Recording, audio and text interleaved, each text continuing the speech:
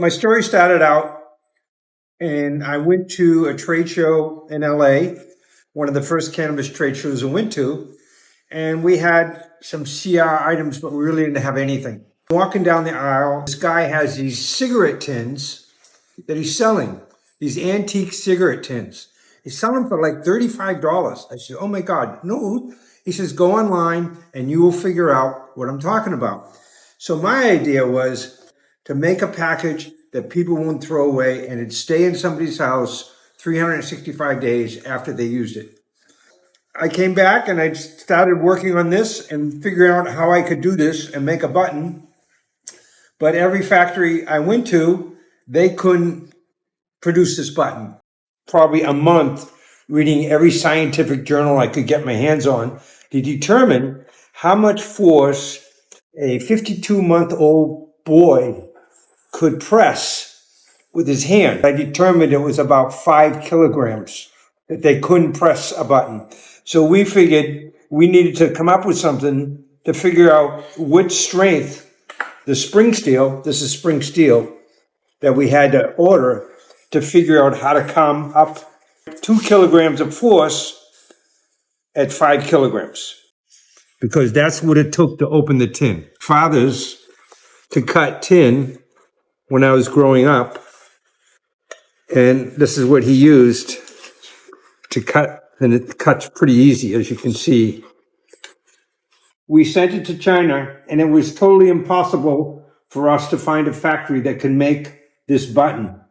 So our backup plan was to create the V1, which we did with plastic.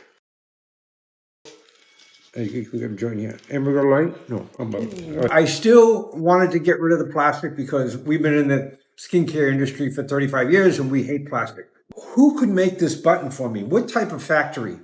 If you buy computer parts, all the metal parts in a computer are precisionally made. I started researching companies that make components for the computer industry, and that's how I ended up with a factory that could give me the button I wanted. We decided to come out with a whole line of CR tins with the button. Yes, some people have cheated and stole it from us, but that's okay. Nobody makes a quality item like we do. So moving down the road, we says, okay, what else can we do to the industry to promote biodegradable green products? And the other things we came up with was a small tin that we call a snap tin. And this is the other item we came up with.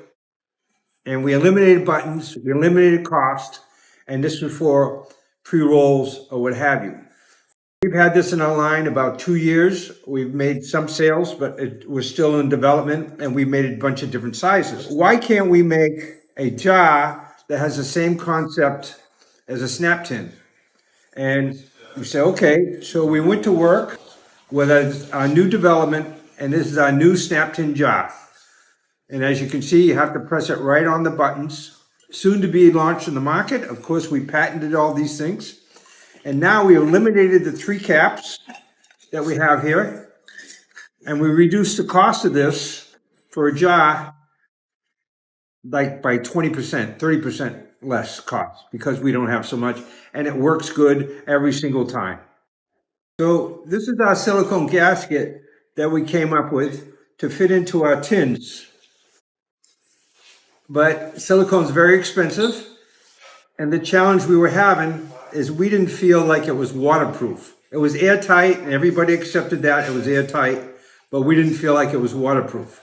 So we put the silicone gasket in there.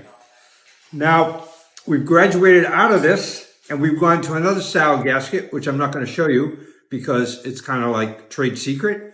And now all of our tins, our CR tins, our snap jars, our snap tins are all waterproof. Out of all the tins you've created and patented, which one is your favorite right now? Enough said. That's my favorite.